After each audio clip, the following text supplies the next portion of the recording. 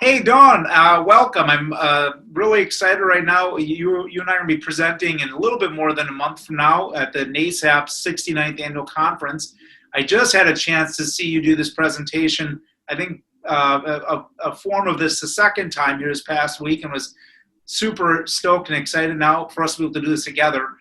And now I'm really looking forward to kind of you and I having an opportunity to share this with my community, the NASAP community here on May 30th. But before I get into the details of the presentation, I was just curious if you could share a little bit about yourself and your work. You've done quite a bit of work here, serving, I think, in a specific role kind of gets you aware of ethics, and it seems to be a wheelhouse that you live in. So thought maybe you'd be able to share a little bit with our viewers about that. Sure. Thanks, Ben. Yeah, I'm really excited for this opportunity to present. Ethics has just kind of been something I've been passionate about throughout my whole life. I received my doctorate in clinical psychology in 2008 from the Wisconsin School of Professional Psychology. And I currently am licensed as a psychologist in Wisconsin with clinical and forensic duties. That's my primary area, but I also have this subspecialty.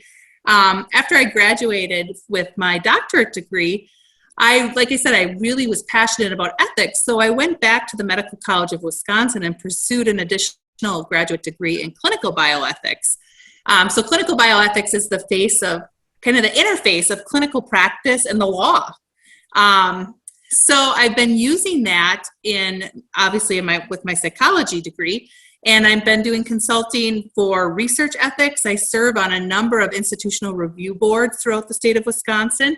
I also do end-of-life consultation, so issues related to force feeding, force hydration, and then I teach ethics at the Wisconsin School of Professional Psychology, and I've done that for a number of years. But most recently, I've become involved with the Wisconsin Psychological Association. And in my role there, I've gotten to chair the ethics response team, as well as the professional issues committee. You live ethics. Yeah, kind of. But I enjoy every minute of it. That's awesome. Well, so we got this really cool post-conference, and the conference is going to begin on the 27th. With the pre-conference then, we're going to have the formal conference on the 28th and the 29th, and then I'd like to think you and I are the dessert at the end, a real special savory treat at the end here. And I'm framing it that way because I know ethics is one of those things sometimes people get kind of anxious about having to participate in.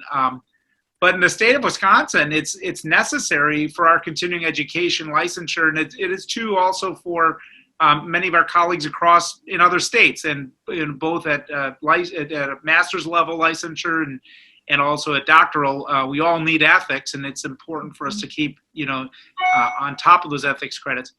Can you share the group a little bit of what they can expect at our presentation on the 30th? Sure. Just like kind of what you were sharing, most people, when they hear the word ethics, they get really freaked out, or they think, oh, I'm going to go to a session, I'm going to doubt everything I'm doing in clinical practice. And that's, by no means the intention here. What I tend to do is talk a little bit about why ethics is so important for everybody, as well as to provide some updates on how we should be thinking about ethics and applying it into our clinical practice. And not only that, I'm hoping participants take away some information related to how can they improve their practices with this material, and how can they think about things differently, and also hopefully they can understand when they need to reach out or consult with other people. Yeah, that's big, and realizing that we should feel comfortable consulting and connecting with one another. That this is a privilege to be able to help people in their lives, and we honor them by being able to do that, for sure, being able to connect with each other and think about what's the best approach for each individual we're serving. Mm-hmm. I agree. Well, Dawn, I'm super excited. I'm looking forward to this. I can't wait. It's about a month away. And I believe our sessions will be on the in the morning from 8:30 until noonish or so. The details of that will be in the conference brochure. And I'm just hoping we get a big turnout and people that are excited.